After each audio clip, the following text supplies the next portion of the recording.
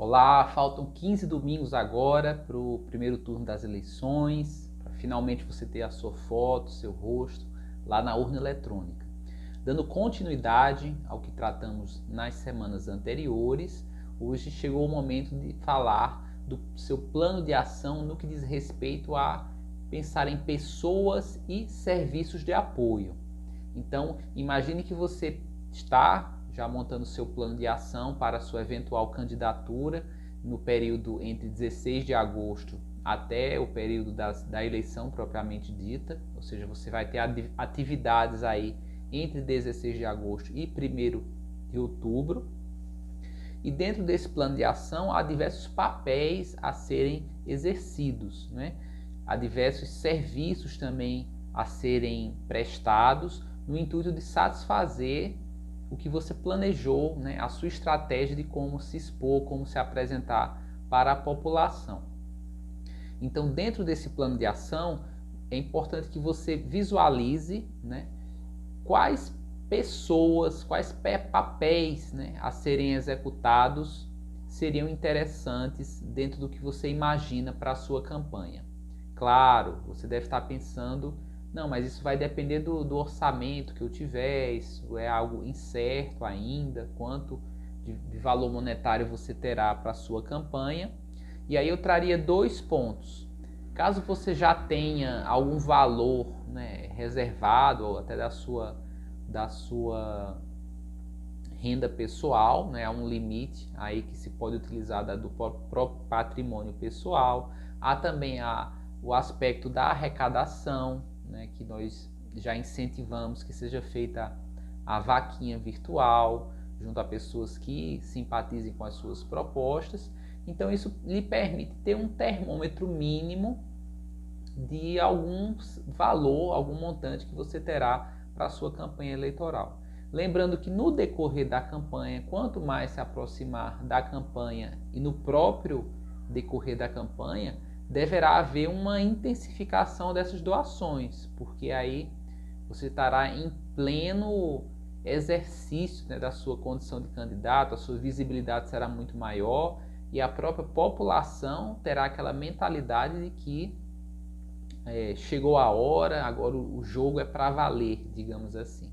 Então, até do ponto de vista psicológico, o engajamento das pessoas, o comprometimento delas tende a ser muito maior quando efetivamente a campanha vier a ter início. Pois bem, mas diante do cenário de algumas incertezas, minha proposta é que você pense nos papéis que seriam ideais que existissem para a execução do seu plano de ação. Então, como nós vimos anteriormente, você já pensou no público-alvo, tanto do ponto de vista de pessoas quanto do ponto de vista geográfico, tanto do ambiente virtual quanto no ambiente presencial. Ou seja, se você vai se deslocar para alguma cidade, para algum bairro e assim por diante, isso tudo vai lhe dando uma dimensão do que você vai precisar alcançar em número de pessoas, em dias de atividade, em deslocamentos para a sua campanha. E a partir dessa dimensão, alguns papéis, né, algumas atribuições de pessoas passam a ficar evidentes. Ou seja, você não vai fazer provavelmente tudo isso sozinho. Pode ser que faça? Sim. Mas uma vez que talvez você receba recursos de doações, que tenha seus próprios recursos, ou possa até mesmo receber recursos do fundo eleitoral, por meio do seu partido, há como se prever um mínimo de recursos financeiros que vão lhe ajudar na execução do seu plano de ação, na execução da sua candidatura. Então eu citaria aqui os seguintes papéis, né? Alguém voltado para o transporte, ou seja, você e sua equipe de apoio, como é que vocês vão estar se transportando, né? Ou você vai sozinho, vai dar carona para as pessoas e assim por diante.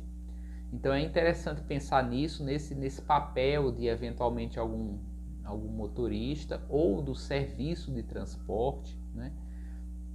Interessante você pensar no serviço de amparo, né, de suporte a essa questão digital, a questão do marketing digital, o impulsionamento de conteúdo. Talvez apareça aí a necessidade ou a pertinência de você ter um gestor de tráfego, alguém que vai ficar regulando seus impulsionamentos, olhando as respostas, os feedbacks dos seus eleitores e de outras pessoas que até possam ser contra a sua candidatura e vão estar postando algumas mensagens. Então tudo isso tem que ser pensado e priorizado no intuito de que você otimize os recursos a serem direcionados. Outro aspecto também que pode ser pensado da alimentação. Se você vai estar com a equipe de apoio, isso vai demorar dias de atividade, então esse serviço de alimentação, de apoio, tudo isso tem que ser pensado e eventualmente orçado também. É importante que você vá tomando nota desses serviços. Já citei alguns aqui: transporte, comunicação. Outro extremamente relevante é a contabilidade da sua campanha, né? Você pode pensar num estrategista político, alguém que tenha experiência, que atue especificamente com estratégias para campanhas políticas, né? Nós temos aí historicamente essas pessoas sendo chamadas de marqueteiros e tudo mais. Então pode ser um perfil que seja interessante para você, a depender da sua estratégia de campanha, da dimensão da sua campanha.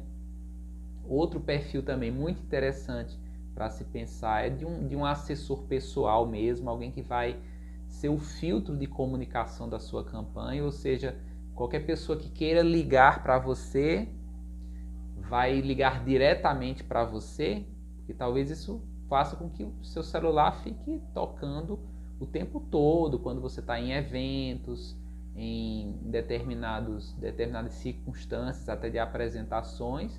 E se você não vai estar disponível para atender chamadas, do ponto de vista político, vai ser muito ruim se a pessoa que está ali procurando não conseguir manter contato. Ela pode estar querendo agendar algum evento, algo dessa natureza. Então talvez seja bem pertinente pensar sim na existência de uma pessoa que seja como um secretário, um assessor pessoal e assim por diante. Lembrando que nos 45 dias de campanha, a intensidade das suas atividades ficará muito alta. Então, mesmo que você tenha condições, em termos de conhecimento técnico, de desempenhar certos papéis, cabe lembrar que você estará dedicando grande parte do seu tempo à articulação junto aos eleitores, junto a outros candidatos, deslocando-se, participando de reuniões, apresentando suas propostas. Então isso vai tomar um tempo razoável, né, desses seus dias, e mesmo que você tenha conhecimento técnico para exercer certas atividades, talvez seja interessante sim pensar em alguém para assumir essas funções, pela intensidade que você já vai ter nesses dias de campanha eleitoral. Então o primeiro ponto é pensar nesses papéis, né? Como eu falei aqui, motorista, alguém para cuidar do tráfego digital da sua campanha, para cuidar das redes sociais, alguém para cuidar da contabilidade. Esse ponto são os papéis. E pode-se pensar também em serviços de apoio, ou seja, o serviço de transporte, o serviço de alimentação, o serviço de comunicação, né, no sentido de gerir as diversas redes sociais que você tenha. Se você tiver Instagram, Twitter, Facebook e YouTube, pode parecer algo simples, mas numa campanha eleitoral onde você vai estar publicando um ou mais conteúdos por dia, só para gerir isso, acompanhar as respostas, o feedback da população, isso já vai tomar um tempo considerável, né? Um tempo que pode lhe custar caro caso você fique dedicado a isso. Então, lembrando, primeiro passo, pensar nos papéis de apoio, né? Pensar nos serviços de apoio, né?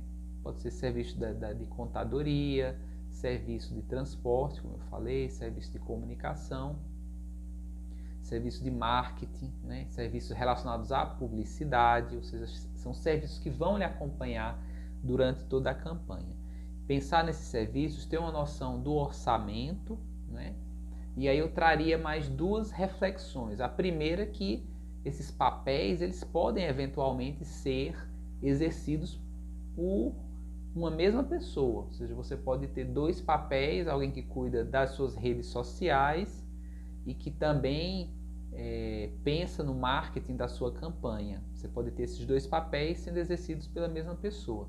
Então vai caber uma reflexão sobre grupos de papéis que podem ser acumulados por uma mesma pessoa e também se é conveniente, né, ter mais pessoas com atividades muito bem especializadas ou um profissional mais, digamos assim, mais gabaritado que absorva vários desses papéis. São duas reflexões para se fazer. Cada uma dessas opções vai ter prós e contras e aí caberá a você definir isso, né? Ter poucas pessoas, mas que tenham muita capacidade de gerir esses papéis, ou ter um pouco mais de pessoas que façam atividades mais específicas. Esse é um ponto. Outra reflexão derradeira que eu deixo aqui é sobre serviços que venham a ser trazidos a você a título de doação. Então a legislação prevê que alguém que, ao invés de doar dinheiro para a sua campanha, queira doar o serviço, né? Ou seja, a pessoa faz naturalmente já o serviço de marketing digital, de tráfego de conteúdo, algo dessa natureza, e ela pode sim se colocar à disposição para doar o serviço dela para você. O detalhe dessa questão é que, pela legislação, ela pode doar apenas o serviço que ela naturalmente já faz. Então, se ela é uma profissional que atua nesse segmento de comunicação, de marketing digital, já junto a outros clientes, essa pessoa pode sim decidir doar esse serviço para você.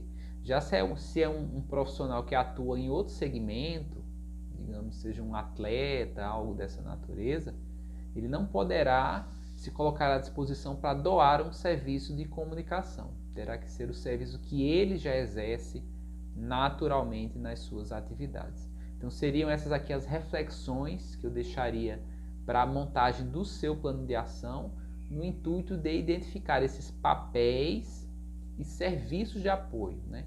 Papéis e serviços que vão lhe acompanhar todos os dias ao longo da sua campanha. Muito obrigado, até o próximo vídeo.